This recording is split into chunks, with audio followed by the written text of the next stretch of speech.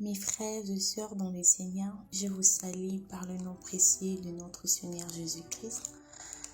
Nous allons méditer dans le livre d'Apocalypse chapitre 1 verset 6, Malachie chapitre 1 verset 6 à 8 et enfin Zacharie chapitre 14 verset 17. Je lis la parole du Seigneur. Apocalypse. Et qui a fait de nous un royaume des sacrificateurs pour Dieu son Père? À lui soit la gloire et la puissance au siècle des siècles. Amen. Malachie nous dit: un fils honore son père et un serviteur son maître. Si je suis père, où est l'honneur qui me dit? Si je suis maître, où est la crainte qu'on a de moi? Dit l'Éternel des armées. À vous, sacrificateurs qui méprisez mon nom, et qui dites: à quoi avons-nous méprisé ton nom? Vous offrez sur mon autel des aliments impurs, et vous dites: à quoi t'avons-nous profané? C'est à disant: la table de l'Éternel est méprisable. Quand vous offrez en sacrifice une bête aveugle, n'est-ce pas mal? Quand vous en offrez une boiteuse ou infirme, n'est-ce pas mal? Offrez-la donc à ton gouverneur. Te recevra-t-il bien? Te fera-t-il bon accueil? Dit l'Éternel des armées. Mes bien-aimés dans le Seigneur, dans ces deux passages que nous venons de lire, l'Apocalypse nous montre, dans l'Apocalypse, nous avons vu que Christ a fait de nous un royaume des sacrificateurs. Et à Malachie, Dieu nous reproche.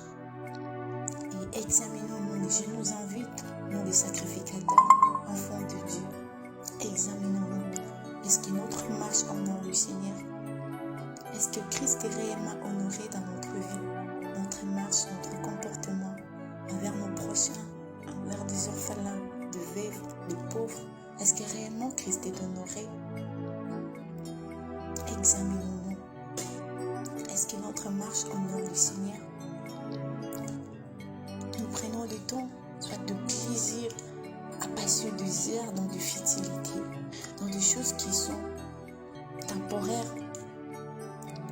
Et si on passait tout ce temps dans la présence du Seigneur pour l'adorer, pour prier pour des âmes et pour évangéliser, si on prenait tout ce temps-là à faire ces choses qui honorent le Seigneur, à partager la parole en famille, avec nos amis, au travail, au marché, à l'université, à l'école, avec nos prochains, nos voisins, voisines, etc. La parole de Dieu nous dit de prendre soin des orphelins, de vivre. Est-ce que nous honorons cette parole? Est-ce que nous honorons cette parole? Et pourquoi? Quelqu'un peut se poser encore des questions. Soit pourquoi nous insistons sur l'honneur, sur l'adoration? C'est parce que nous appartenons à Dieu. Il nous a délivrés pour l'adorer.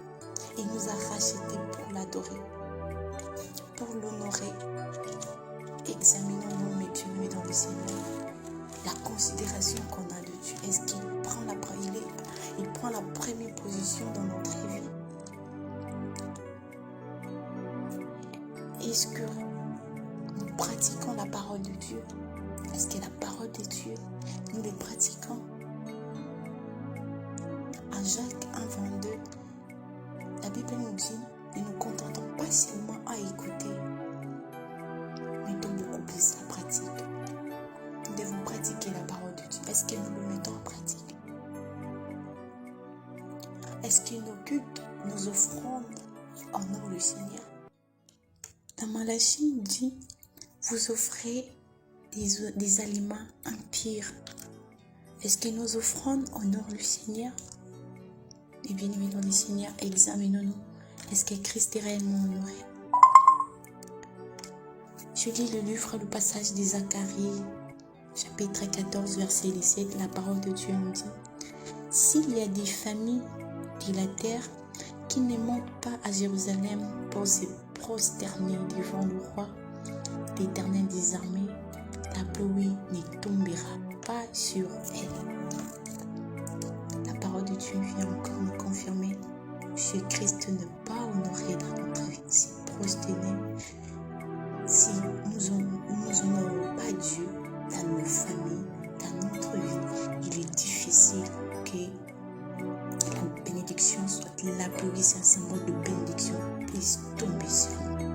Tu vas prospérer, tu vas être béni spirituellement et physiquement. Bien-aimé, nous devons honorer le Seigneur. Nous devons honorer Christ Jésus dans notre vie. Dès que nous prenons la décision, dès que nous allons prendre la décision d'honorer Christ dans notre vie, et nous serons bénis.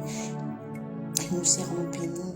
Nous serons bénis et nous allons expérimenter sa puissance.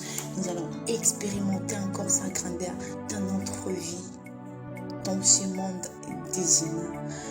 Ma prière est ceci, que le Saint-Esprit nous accorde pardon, qu'il nous pardonne et qu'il demeure notre guide à jamais, qu'il nous enseigne encore, qu'il nous aide à nous amener là où Dieu nous attend, qu'il nous aide à nous amener et là où jusqu'à toucher le cœur de Dieu, jusqu'à pleurer à notre roi, à notre papa.